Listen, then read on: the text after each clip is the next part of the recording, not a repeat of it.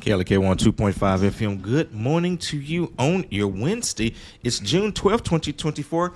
This is Community Conversations. Kata Wonder is in the studio with you today. And joining us today is Dr. Brookshield Laurent of the New York Institute of Technology, College of Osteopathic Medicine at Arkansas State University. Try saying that 10 times fast. She's also my personal doctor for anybody who really cared, but I just say that because she does such a good job, so I wanted to give her flowers while we are in this forum. But Dr. Laurent is here today to talk about the Maternal Health Initiative. This is something that she is passionate about, and it's definitely geared towards our women that are in our listening audience. So I'll just kind of turn it over to Dr. Laurent to tell us all about it. Good morning, everyone. Laganzi, thank you so much for having me today. I've been looking forward to sharing this information with our community. There's a serious concern that's been coming up in the news over the past couple of months, and it's specifically around maternal mortality and morbidity. Essentially, our moms or women who are pregnant are becoming ill or they're dying because of their pregnancy. And so there were some reports done on a national level that showed that the United States of America had pretty high mortality when it comes to moms, and Arkansas is one of the top states when it comes to maternal mortality and morbidity, unfortunately. And even more specifically, we have data from a maternal mortality review committee legislative report for the state of Arkansas that was published in 2023 that gives us more detail about how many people and the groups of people and the population of people who are significantly affected by the issue that is going on right now. So number one, no one expects the most wonderful time of a woman's life when they're find out they get pregnant or they are pregnant, that they should be concerned about their lives. Their family members should not be concerned about that there's a risk of illness or maybe death.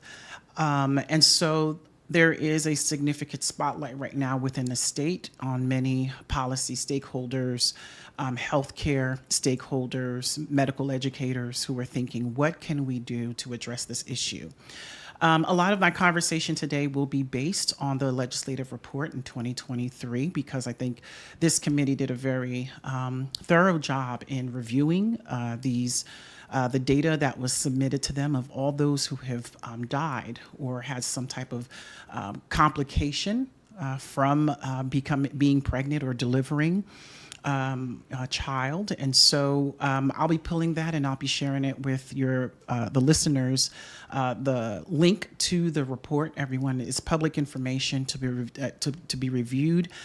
It's helpful because it breaks down what's actually going on, but also some thoughtful recommendations at the level of the patient, their family, the community, the hospital, and also policymakers. So everyone has a role to play in this solution so that we can make better decisions to make sure that when a woman is pregnant and about to give birth, that they don't have to be concerned that they may not walk out of the hospital or they may not survive the pregnancy or the delivery. So this report was reported in 2023. It was based on studies that came out in 2018 and 2020 of they were evaluating all the live births, and there was about 100 between 2018 and 2020 pregnancy-associated deaths, which means when you look at what they estimated to be a mortality ratio for every 100,000 live births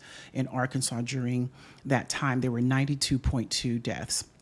About 92 deaths. And so that's one death too many.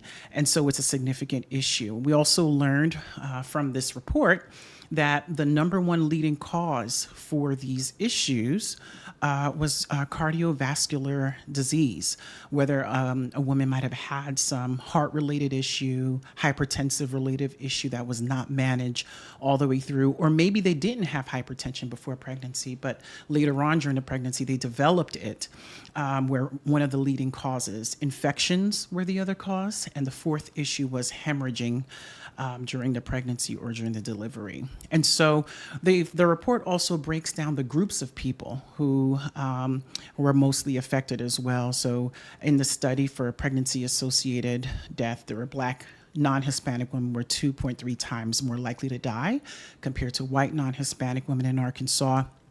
And for, again, pregnancy-related death, Black non-Hispanic women had 1.8 times likely to die than white women, not white non-Hispanic women. So those are significant disparities. They also find that women who were above the age of 35 also had the highest mortality ratio. So these are not things that we need to be aware of. It's not that you can't become pregnant or have a healthy pregnancy and childbirth at the age of 35. It's just that we just need to be more aware and be proactive from the patient themselves all the way up to the hospital, the healthcare system, the healthcare professionals who are participating in the care of their patients. I think the information from the report that is actually most staggering and I think is most tragic is that 92% of the pregnancy-related deaths were preventable. So when I see something like that, it means that the people who have died could have been prevented at some step along the way, and so that has been the motivation of the Delta Population Health Institute, which is the community engagement arm for the New York Institute of Technology College of Osteopathic Medicine at Arkansas State University.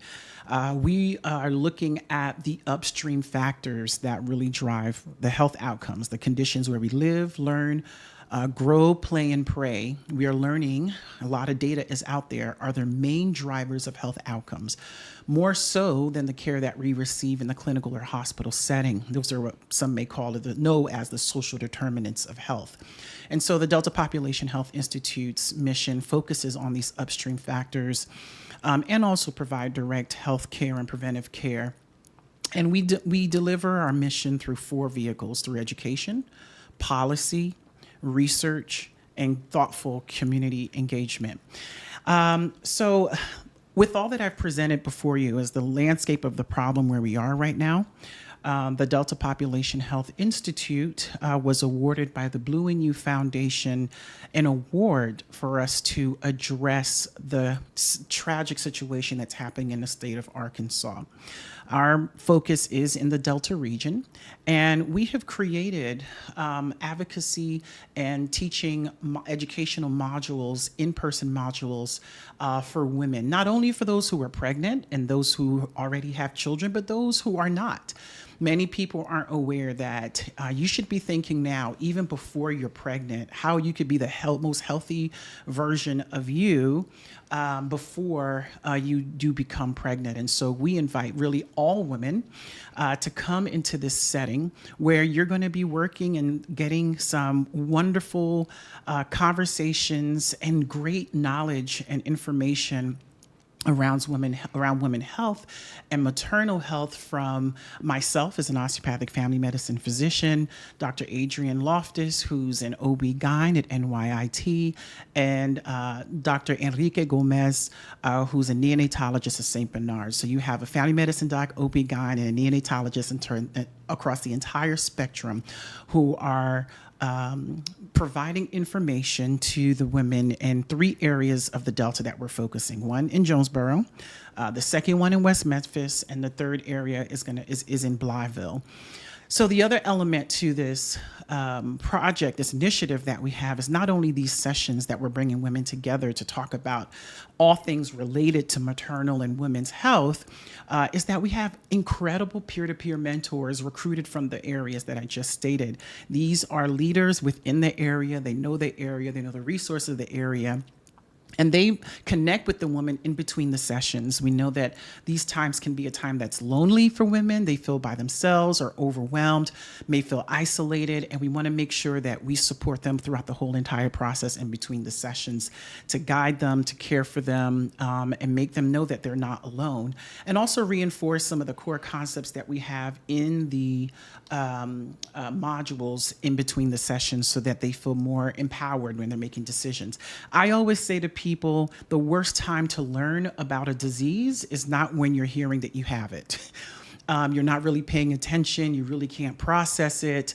And so while many of our participants may not be experiencing or have not experienced some of the things that we're sharing with them, at least they have a state of mind to get a better understanding of what could happen, how to prepare, how to prevent, and if it does happen, what can you do in response to it? And so they have access to these some healthcare professionals in the setting. We have an incredible team of people who are part of the team who are going to be guiding the whole entire process. We have an incredible team of people who are committed and have a passion for this program. So we're very excited about this initiative. We are looking to continue to do our modules. We have one session that's coming up in Jonesboro this Saturday at the E. Boone Watson Community Center, and so we'll share that link with you. We have a few limited spots available to women, moms, those who are expecting, available, so you want to go on and do it. We also, through the Blue and You Foundation, are able to give some incentives. So if you attend the entire session, there's a $90 gift card that is presented for those who complete the entire session. And we want people to keep coming back because it's knowledge that we're building upon each knowledge for each module. So this is the second part of our session. We have one more session later on in the year, and we're hoping as this program grows, we can continue this so that we can one day report that we do no longer have any maternal related or associated deaths in Arkansas. That is our goal. No one should have to have these things happen to them and their families experiencing such tragic issues related to pregnancy and them being with all the health issues related to motherhood. So we're covering a lot of things. We've talked about preconception care. We've talked about prenatal care. We talk about the diseases that a woman may have before they become pregnant. So let's say they got hypertension, diabetes, thyroid disorders, even before pregnancy. We talk about how to make sure that's properly managed going into pregnancy.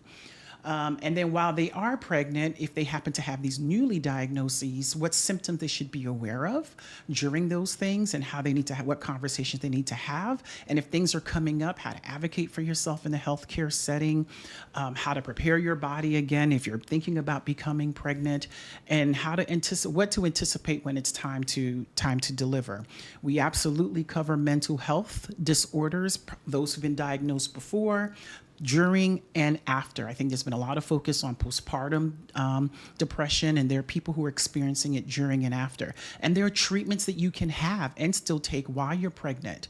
Many people may not know that, and it is safe during pregnancy to take. So that's the brief overview of the things that we're covering. It's just a great time. Most people who go to their doctor don't have a lot of time to ask questions, right? It's in and out, it's quick, it's just the nature of our healthcare system. This is a setting where people are really having some thoughtful questions and things they've been thinking about, maybe some myths they've been carrying out for generations, myths around, birth control, or myths around what happens during delivery or breastfeeding. And we really have honest, evidence-based responses to those questions that they have. So we're looking forward to having those come who are interested to join us. We'll send the link and have that posted for you to register.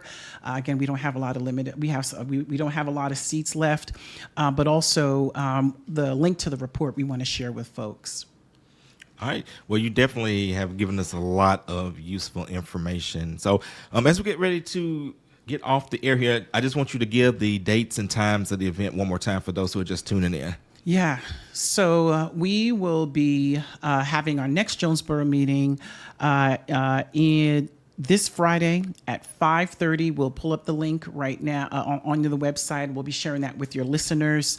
Again, we have a few limited seats, and within the next couple of months, we'll be sharing the next date and the location. Again, we can't give the location right now because we have to see how many people that we'll be expecting so we can be able to accommodate everyone, but we'll make sure to share it with your listeners when they come up. All right, we're speaking with Dr. Brookshield, Laurent of NYIT, talking about the mental health initiative. So ladies that are out there listening, definitely take advantage of this because as she mentioned, we want to get it to 0 deaths related to any complications of getting pregnancy because this is something that does especially affect our community. So make sure that you have your face up in place. That's going to do it for this edition of Community Conversations. You guys have a great and blessed day. This is KLEK on 2.5 FM. Now, was I supposed to pause? It's okay.